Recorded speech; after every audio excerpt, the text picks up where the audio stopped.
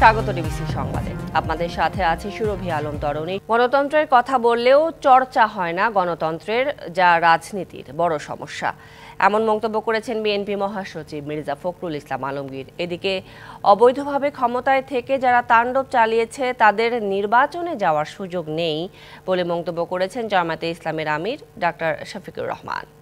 সামনে রেখে শুক্রবার সকালে দিনাজপুর সরকারি কলেজের অর্থনীতি বিভাগের সুবর্ণ জয়ন্তী উপলক্ষে স্মৃতিচারণ সভায় প্রধান অতিথি হিসেবে যোগ দেন বিএনপির মহাসচিব মির্জা ফখরুল ইসলাম আলমগীর।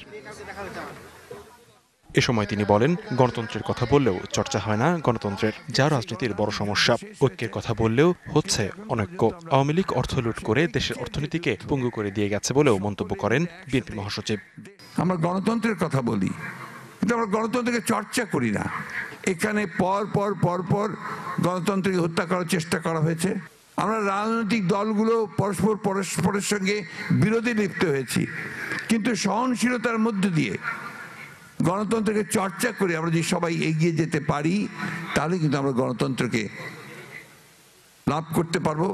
এদিকে নাটোরের নবাব সিরাজউদ্দৌলা সরকারি কলেজ মাঠে জামায়াতে ইসলামের কর্মী সম্মেলনে যোগ দিয়ে দলটির আমির ডাক্তার শফিকুর রহমান বলেন, ৩টি নির্বাচনে অবৈধভাবে ক্ষমতায় থাকার সময় যারা তাণ্ডব চালিয়েছে তাদের নির্বাচনে যাওয়ার সুযোগ থাকা উচিত নয়। কেউ কেউ বলেন আগামী নির্বাচনে তারা অংশগ্রহণ করতে পারবে কিনা। নির্বাচন তাদের জন্য যারা দেশবাসীকে ভালোবাসে। অবৈধভাবে ক্ষমতায় থাকার সময় কি তাণ্ডব চালিয়েছে আমরা কি ভুলে গিয়েছি?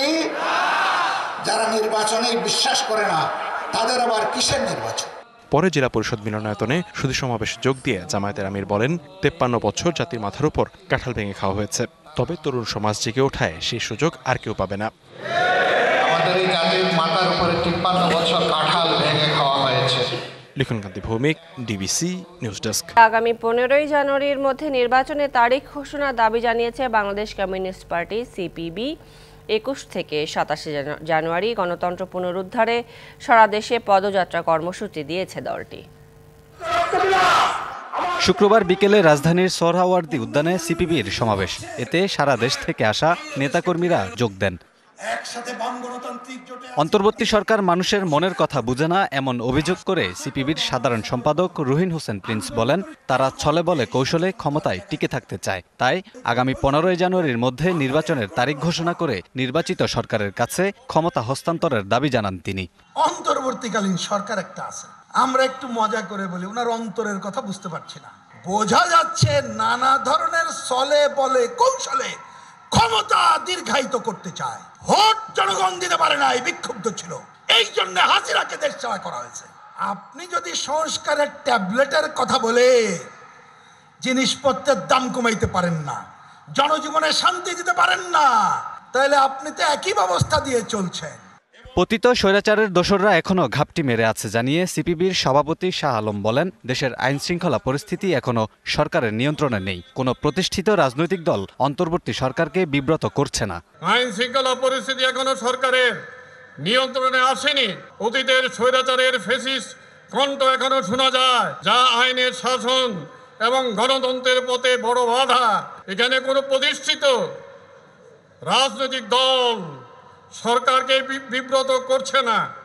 সমাবেশে আগামী 21 থেকে 27 জানুয়ারি গণতন্ত্র পুনরুদ্ধারে সারা দেশে পদযাত্রার ঘোষণা দেয় সিপিবি। পরে সমাবেশ থেকে লাল পতাকা মিছিল বের করা হয়। Kamrul Hasan, DBC news, Dhaka.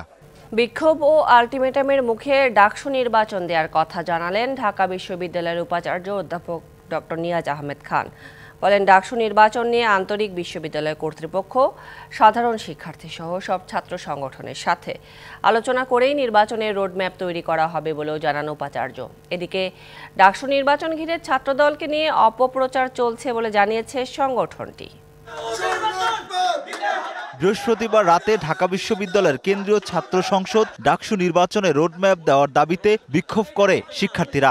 উপাচার্যের বাসভবনের সামনে অবস্থান নিয়ে 72 ঘন্টার মধ্যে নির্বাচনের রোডম্যাপ ঘোষণার আলটিমেটাম দেয় বৈষম্য বিরোধী ছাত্র আন্দোলন। গভীর রাতে ডাকসু নির্বাচন ঘিরে ছাত্রদলকে নিয়ে অপপ্রচার চলছে দাবি করে একটি বিবৃতি দেয় ছাত্রদল। এতে বলা হয়, ছাত্রদল ডাকসু নির্বাচন চায় না, এমন বিভ্রান্তিকর তথ্য প্রচার করা হচ্ছে। ডাকসু সংস্কারের পাশাপাশি নির্বাচন চায় বলেও জানায় সংগঠনটি। শুক্রবার সকালে আইভিএর এক আয়োজনে যোগ দেন ঢাকা বিশ্ববিদ্যালয়ের উপাচার্য। এ সময় তিনি জানান, ডাকসু নির্বাচনের বিষয়ে আন্তরিক বিশ্ববিদ্যালয় প্রশাসন। ডাকসু নির্বাচনের ব্যাপারে আমরা অত্যন্ত আন্তরিক, তবে আমরা চাই যে সবার মধ্যে মোটামুটি একদম ঐক্যমত না হোক, কিন্তু একটু ব্রড বেসড, যাতে একরকম সমঝোতা হয়, একটা চুক্তির মতো হয়। সবাইকে নিয়ে আমরা করতে চাই এই নির্বাচনটি উৎসবমুখর পরিবেশে। আলোচনার ভিত্তিতে ডাকসু নির্বাচনের রোডম্যাপ তৈরির কথাও জানান উপাচার্য। সবার বহুদিন পর একটি মুক্ত পরিবেশে এই সুযোগটি তৈরি হয়েছে। আমরা চাই যে এই কাজটি যতদূর সম্ভব সবাইকে নিয়ে নিখুঁতভাবে করতে। তিনি আরও জানান, বিশ্ববিদ্যালয়ের বর্তমান মুক্ত পরিবেশকে কাজে লাগিয়ে উৎসব মুখর পরিবেশে ডাকসু নির্বাচন আয়োজন করতে চান। Rakib Hossain, DBC news. 6 ভাইকে নিয়ে সাম্রাজ্য গড়ে তুলেছিলেন এমপি রংপুরের 2 আসনের এমপি ডিউক। শিক্ষা, অর্থ, ভূমি, খাদ্য, বন ও আইন মন্ত্রণালয় গঠন করে দায়িত্ব দেন এক একজনকে। কামিয়ে নেন হাজার কোটি টাকা। শুধু 97টি শিক্ষা প্রতিষ্ঠান থেকেই নিয়েছেন 132 কোটি।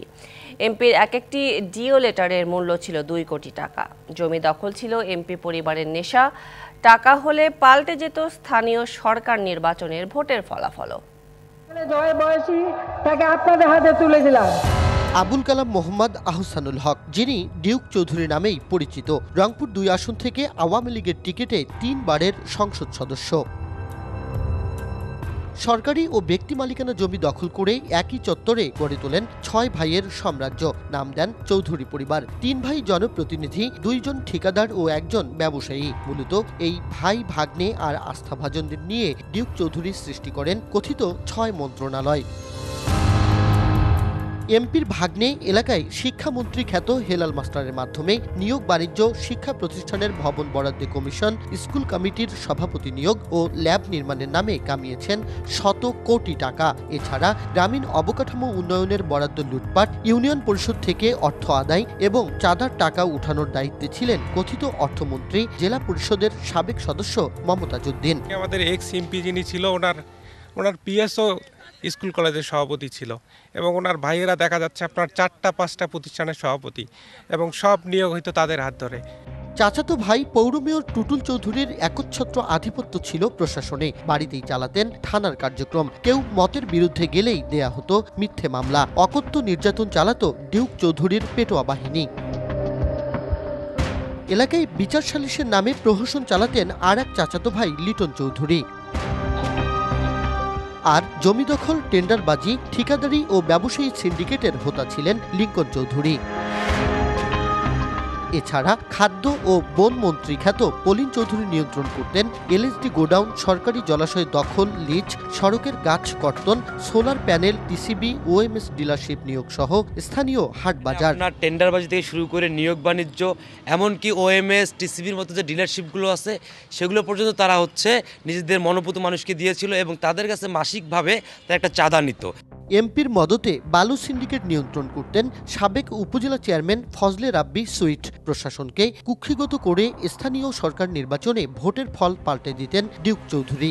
আমার নাগরিহাট থেকে ধলাইঘাট পর্যন্ত গোটাল নদীর বালুগুলো তারা নিয়ে এনেছে। সমস্ত রাস্তাঘাটের একের গাছটা সব উজাড় করে তারা খেয়েছে। তারা দলীয় প্রভাব দেখিয়ে আমার ইউনিয়নে, আমি বিজয় ঘোষণা হওয়ার পরেও আমার ইউনিয়নে 5টা সেন্টারে গোলাগুলি করে আমার জয়টাকে ছিনিয়ে এনেছে। ক্ষমতার প্রভাবে মৃত বাবাকেও মুক্তিযোদ্ধার তালিকাভুক্ত করেন সাবেক এই এমপি। ডিও লেটারের জন্য নিতেন মোটা অঙ্কের টাকা। 3 কোটি টাকায় বদরগঞ্জ বালিকা বিদ্যালয় ও 2 কোটি টাকায় ডিগ্রি কলেজকে সরকারি করার ডিও লেটার দেন। তখন এমপি এসে তার বাসায় আমাকে ডাক দিলেন, বললেন যে দেখেন, যদি আপনি 2 কোটি টাকা আমাকে দেন এই ডিও লেটারের মূল্য, তাহলে আমি আপনার ওই কলেজ বাদ দিয়ে আপনার কলেজটাকে সরকারি আওতায় নিয়ে আসবো। রাজনৈতিক পট পরিবর্তনের পর নিরুদ্দেশ ডিউক চৌধুরী ও তার ভাইরা। যতগুলো অবকাঠামো আপনারা দেখতেছেন, বিগত সাংসদের হাত দিয়ে কিন্তু আমি উন্নয়নটা করেছি। এই কারণে আমাকে যতটুকু সময় ওনার সাথে থাকার দরকার ছিল আমি ততটুকু সময় ছিলাম। বদরগঞ্জ, তারাগঞ্জ উপজেলার প্রতিটি দপ্তরে একক আধিপত্য বিস্তার করে হাজার হাজার কোটি টাকার মালিক ডিউক চৌধুরী। তবে এলাকায় তার দৃশ্যমান কোনো সম্পদ নেই। ঢাকা সহ পদ্মা সেতু এলাকায় সম্পদ করার পাশাপাশি শ্যালক ও শেলিকার স্বামী ব্যাংক কর্মকর্তার কাছে নগদ টাকা গচ্ছিত রেখেছেন বলে জনশ্রুতি রয়েছে। হলফনামা অনুযায়ী 10 বছরের ডিউক চৌধুরীর বার্ষিক আয় 2,29,000 থেকে বেড়ে হয়েছে 24,41,000 টাকা। স্থাবর সম্পত্তি দেখিয়েছেন মাত্র 70,000 টাকা, আর 4.5 লাখ টাকার অস্থাবর সম্পত্তি হয়েছে 1.5 কোটি টাকা। ডিউকের স্ত্রী গৃহিণী হলেও বেড়েছে তার সম্পদ। দুর্নীতির যথাযথ তদন্ত করে ডিউকের কঠোর বিচারের দাবি সুশাসনের জন্য নাগরিকের। আজকে যারা দুর্নীতি করে ফুলে ফেপে সমাজে সম্পদশালী বিত্তশালী হয়েছে তাদের বিরুদ্ধে কিন্তু অবশ্যই ব্যবস্থা নেওয়া দরকার। 90 পরবর্তী সময়ে বদরগঞ্জ তারাগঞ্জ উপজেলা কবজায় নেয় ডিউকের পরিবার। তার চাচা সাবেক যোগাযোগ মন্ত্রী আনিসুল হকের আমল থেকে এলাকাটিতে চলে চৌধুরী পরিবারের দুঃশাসন। আওয়ামী লীগ সরকার পতনের পর বিক্ষুব্ধ জনতা গুড়িয়ে দিয়েছে তাদের সাম্রাজ্য। Majed Masud, DBC news, Rangpur. পৌষের শীতের দাপটে কাবু সারা দেশ। রংপুর বিভাগ সহ 13টি জেলায় বইছে মৃদু শৈত্যপ্রবাহ। কুয়াশায় ঢাকা পড়েছে দেশের বেশিরভাগ অঞ্চল। পঞ্চগড়ের তেঁতুলিয়ায় তাপমাত্রা নেমেছে 8.3 ডিগ্রিতে। তার কষ্ট বেড়েছে শ্রমজীবী ও ছিন্নমূল মানুষের। আবহাওয়া অফিস জানিয়েছে 3 থেকে 4 দিন থাকবে এই পরিস্থিতি। সূর্যের দেখা মিলবে না অধিকাংশ অঞ্চলে। মেঘাচ্ছন্ন আকাশ, সাথে হিমেল হাওয়া, ঘন কুয়াশার চাদরে ঢাকা পথঘাট। দুদিন ধরে সূর্যের দেখা নেই অনেক জেলায়। পৌষের দ্বিতীয়ার্ধে শীতের তীব্রতা বেড়েছে সারা দেশে। মৃদু শৈত্যপ্রবাহের কবলে রংপুর বিভাগ এবং রাজশাহী, পাবনা, বগুড়া, নওগাঁ ও কুষ্টিয়া জেলা। শুক্রবার সকালে দেশের সর্বনিম্ন তাপমাত্রা 8.3 ডিগ্রি সেলসিয়াস রেকর্ড করা হয় পঞ্চগড়ের তেঁতুলিয়ায়। হিমেল বাতাস বাড়িয়েছে শীতের দাপট। খড়কুটোর আগুনে শীত নিবারণের চেষ্টায় অনেকে। খুব শীত, কুয়াশা, তারপরে আমাদেরকে কষ্ট করে বালু তুলতে হয়। শীতের জন্য হাত পা কোকড়া হয়ে যাচ্ছে। মৃদু শৈত্যপ্রবাহ আর ঘন কুয়াশায় নাকাল ঠাকুরগাঁও এবং কুড়িগ্রামের জনজীবন। দুর্ঘটনা এড়াতে হেডলাইট জ্বালিয়ে চলাচল করছে যানবাহন। তীব্র শীতেও ঘরে থাকার উপায় নেই কৃষকের। কষ্ট হলেও চলছে ফসলের পরিচর্যা। খুব কুয়াশা, কুয়াশার জন্য আমাদের আলু বিরাট ধরার চিন্তা ভাবনা বিরাট ধরতেছি। কাগজ খবর নেই, মানুষের অভাব, বর্তমান কাজ কামাই খুব কম। চুয়াডাঙ্গায় কুয়াশা কম থাকলেও হিমেল হাওয়া বাড়িয়েছে শীতের অনুভূতি। সর্বনিম্ন তাপমাত্রা রেকর্ড করা হয় 10.8 ডিগ্রি সেলসিয়াস। শীতে কাবু রাজধানীবাসীও। তাপমাত্রা নেমেছে 13.6 ডিগ্রি সেলসিয়াসে। আবহাওয়া অফিস বলছে শীতল আবহাওয়া থাকবে আরও 3-4 দিন। দেশের বেশিরভাগ অঞ্চলে দেখা মিলবে না সূর্যের। দিন এবং রাত মানুষ কিন্তু একই তাপমাত্রার মধ্যে যাইতে হচ্ছে এবং এর জন্য কিন্তু মানুষের মধ্যে একটা তীব্র শীতের অনুভূতি দেখা দিয়েছে এবং এই অবস্থা কিন্তু সারা দেশে কম বেশি। কুয়াশার যে ব্যাপারটা আমরা এখন পর্যন্ত যেটা দেখছি সেটা আগামী কবে 7 তারিখ পর্যন্ত কম বেশি কুয়াশাটা থাকবে। এছাড়া চলতি মাসে আরও 2 থেকে 3টি শৈত্যপ্রবাহেরও আভাস দিয়েছে আবহাওয়া অধিদপ্তর। Habibur Rahman, DBC news desk. রাজধানীতে সপ্তাহের ব্যবধানে কেজিতে 4 থেকে 5 টাকা বেড়েছে মিনিকেট ও নাজিরশাইল চালের দাম। অন্যান্য চালের দামও ঊর্ধ্বমুখী। বাড়তি ব্রয়লার এবং সোনালী মুরগির দাম কেজিতে বেড়েছে 10 থেকে 25 টাকা পর্যন্ত। এছাড়া লিটারে 8 টাকা বাড়ানো হলেও বাজারে মিলছে না 1 এবং আধা লিটারের বোতলজাত সয়াবিন তেল। ভরা মৌসুমেও প্রায় 15 দিন যাবৎ ঊর্ধ্বমুখী রাজধানীর চালের বাজার। মিনিকেটের কেজি ঠেকেছে 78 থেকে 80 টাকা, আর নাজিরশাইল বিক্রি হচ্ছে 75 থেকে 85 টাকায়। গত সপ্তাহে নিয়েছি মিনিকেট যেটা 3600 টাকা, কালকে নিয়েছি ওইটা আমি 4000 টাকা। 15 দিন আগে আপনার 25 কেজির বস্তা 1750 টাকা, আজকে 1980 টাকা চাইতেছে। এছাড়া কেজিতে 1 টাকা বেড়ে পাইজাম 60 টাকা, আটাশ 58 থেকে 60 টাকা এবং স্বর্ণা চালের দাম এখন 52 থেকে 55 টাকা কেজি। আর আটাশ আছে আপনার কমের মধ্যে 55-56 কিনা, ওগুলো আপনার 58, আর যেগুলো আপনার 57-58 ওগুলো মানে 60। গত এক সপ্তাহে প্রতি কেজি চালে বাড়ছে 6 টাকা, আর যদি গত 15 দিনকে হিসাব করে প্রতি কেজি চালে বাড়ছে 10 টাকা করে। আরও বেড়েছে ব্রয়লার মুরগির দাম, বিক্রি হচ্ছে 210 থেকে 220 টাকা কেজি, আর 20 থেকে 25 টাকা বেড়ে সোনালী মুরগির কেজি 340 থেকে 350 টাকা। মুরগির বাজারে আপনি বর্তমানে গত সপ্তাহের তুলনায় এই সপ্তাহটা একটু বেশি। সব কিছু মিলে আপনি ব্রয়লার মুরগিটা আপনার কেজিতে 10 টাকা 15 টাকা বাড়ছে। সরকারের সিদ্ধান্ত অনুযায়ী লিটারে ৮ টাকা বাড়লেও এখনও স্বাভাবিক হয়নি বোতলজাত সয়াবিন তেলের সরবরাহ। ১ লিটার এবং আধা লিটারের বোতলের সরবরাহ একেবারেই কম, তবে মিলছে ২ ও ৫ লিটারের বোতল। ছোট তেলটা একটু সংকট, এখনো সংকট ছোট তেলটা ১ লিটার হাফ লিটার। যারা মেসে থাকে বেচানা তারা তো হাফ লিটার ১ লিটার নিয়ে থাকে। নিত্যপণ্যের দাম সহনীয় পর্যায়ে আনতে আরও কঠোর পদক্ষেপ চান ক্রেতারা। আমাদের মধ্যবিত্ত যারা তারাই হিমশিম খাই কিনতে অনেকদিন আগে থেকে। প্রত্যেকটা জিনিসের দাম এখন পর্যন্ত বেশি, এই জিনিসটা মনিটরিং করা দরকার। কিছুটা স্বস্তি মিলছে মাছ এবং সবজির বাজারে। Yusuf Rana, DBC news, Dhaka. বাংলাদেশ সফরে আসছেন পাকিস্তানের পররাষ্ট্রমন্ত্রী ইসহাক দার। রাষ্ট্রীয় আমন্ত্রণে আগামী মাসে তিনি বাংলাদেশ সফর করবেন। স্থানীয় সময় শুক্রবার এক প্রতিবেদনে এই তথ্য নিশ্চিত করেছে পাকিস্তানের সংবাদ মাধ্যম এক্সপ্রেস ট্রিবিউন। সংবাদ মাধ্যমটি বলছে, ২০১২ সালে হিনা রব্বানী খাঁর পর পাকিস্তানের কোনো পররাষ্ট্রমন্ত্রীর এটাই প্রথম বাংলাদেশ সফর হতে চলেছে। এর আগে বৃহস্পতিবার এক সংবাদ সম্মেলনে পাকিস্তানের পররাষ্ট্রমন্ত্রী বলেন, বাংলাদেশের পররাষ্ট্র উপদেষ্টা তৌহিদ হোসেনের আমন্ত্রণে ফেব্রুয়ারি মাসে তিনি ঢাকা সফর করবেন। এছাড়া বাংলাদেশের অন্তর্বর্তী সরকারের প্রধান উপদেষ্টা ডক্টর ইউনূস ইসলামাবাদ সফরের আমন্ত্রণও গ্রহণ করেছেন বলেও নিশ্চিত করেছেন তিনি। একই সাথে ঢাকাকে সব ধরনের সহায়তা দেওয়ার কথাও বলেন তিনি। চ্যাম্পিয়ন্স ট্রফিতে সাকিব আল হাসানকে দলে পাওয়ার চেষ্টা চালিয়ে যাচ্ছে বিসিবি। বিপিএল এর মাঝেই আসতে পারে সিদ্ধান্ত, এমনটাই জানালেন বিসিবি সভাপতি ফারুক আহমেদ। এছাড়া চ্যাম্পিয়ন্স ট্রফিতে নাজমুল হোসেন শান্তই জাতীয় দলের অধিনায়ক থাকবেন বলেও জানান তিনি। রাজনৈতিক পট পরিবর্তনের পর সাকিব আল হাসানের বাংলাদেশে ফেরা অনিশ্চিত হয়ে পড়েছে। দক্ষিণ আফ্রিকার বিপক্ষে টেস্ট সিরিজ খেলার কথা থাকলেও জনরোষের মাঝে সেই সিরিজটিও খেলতে পারেননি। এরপর সাকিবের চ্যাম্পিয়ন্স ট্রফিতে খেলা নিয়েও শঙ্কা দেখা দেয়। বিসিবি সভাপতি ফারুক আহমেদ জানান, দেশ সেরা অলরাউন্ডারকে দলে পেতে সব চেষ্টাই চালিয়ে যাচ্ছে তার বোর্ড। এছাড়া জাতীয় দলের অধিনায়কত্ব ইস্যুতে এখনও কোনো সিদ্ধান্ত আসেনি, তবে চ্যাম্পিয়ন্স ট্রফিতে নাজমুল হোসেন শান্ত টাইগারদের অধিনায়ক থাকবেন বলে জানান বোর্ড সভাপতি। আমার মনে হয় এটা তো অ্যাকচুয়ালি কি সাকিব এখনো তো রিটায়ারমেন্ট হয় নাই, মানে তেমন কোনো কিছু হয় না সাকিবের।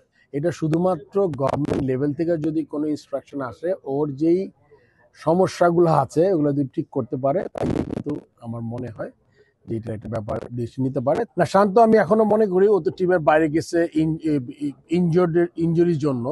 If he comes back, he will come back as a captain. এই বিষয়ে মিরপুরে হোম অফ ক্রিকেট থেকে আরও জানাতে সরাসরি যুক্ত হচ্ছেন সহকর্মী মামুনুর রশিদ।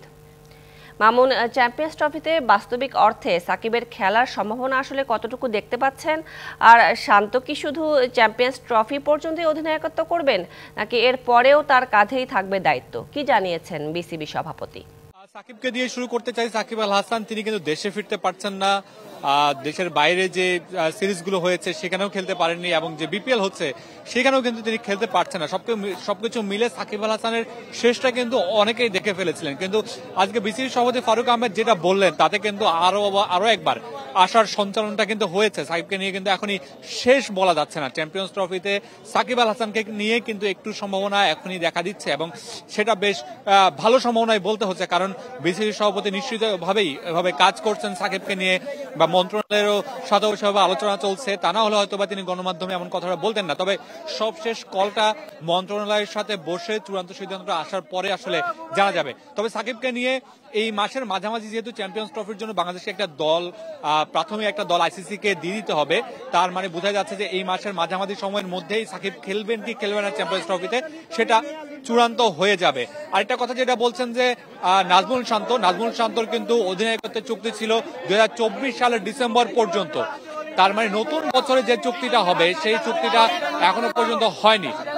তারপরেও চ্যাম্পিয়ন্স ট্রফি পর্যন্ত নাজমুল শান্তকে অধিনায়কত্ব রেখে বিসিবি কিন্তু সেই পরিকল্পনা এগিয়ে যাচ্ছে, এবং চ্যাম্পিয়ন্স ট্রফির পরে কে হবেন অধিনায়কত্ব সেই দিকে হয়তো বা বিসিবি এগোবে। তবে চ্যাম্পিয়ন্স ট্রফিতে নাজমুল শান্ত অধিনায়ক থাকছেন সেটা একেবারেই চূড়ান্ত। আরেকটা বিষয়, টি-20তে শান্ত অধিনায়কত্ব টি-20 থেকে সরে যেতে চেয়েছেন বিসিবি সভাপতিকে জানিয়েছেন, এবং বোর্ড কিন্তু সেটা আমলে নিয়েছেন। নতুন অধিনায়ক খুঁজছেন টি-20 জন্য। টি-20 যেহেতু সিরিজের অনেকটা সময় আছে, সেজন্য লিটন দাসকে এগিয়ে রেখে পরিকল্পনা করছে বিসিবি। সবকিছু মিলে অধিনায়কত্বর যে বিষয়গুলো সেগুলো চ্যাম্পিয়ন্স ট্রফির পরেই চূড়ান্ত হবে।